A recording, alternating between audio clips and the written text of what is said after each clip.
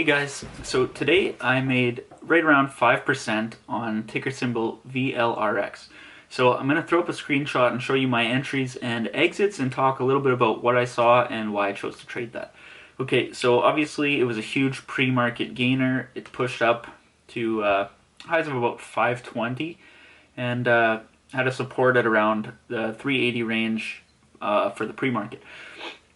So it opened at about 415, pushed down to about 373, 370, maybe 369.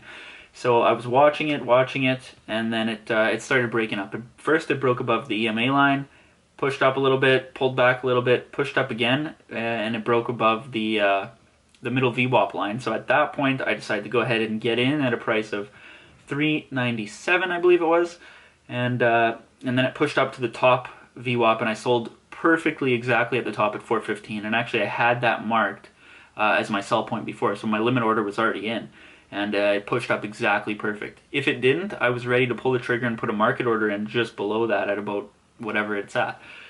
But at that point, yeah, so that was roughly 20 cents on $4 per share. Then it pulled back to the bottom VWAP line, broke below the middle VWAP and the EMA, and it started to stabilize a bit. I first took a position when it bounced at the previous support. I took a position at about 380 of 200 shares, pushed up a little bit, pulled back again. I added more at 380 again, pushed up again, pulled back this time all the way down to the previous low at 369, and I was just about to cut losses. I was very, very close to cutting losses if it broke below the previous low at 368, but it started to push up again. So then I averaged again at 377, averaged up more at 380 again, and then it pushed up, and I set my order right at that middle VWAP line at 393, and I sold for another profit of about 13 cents a share.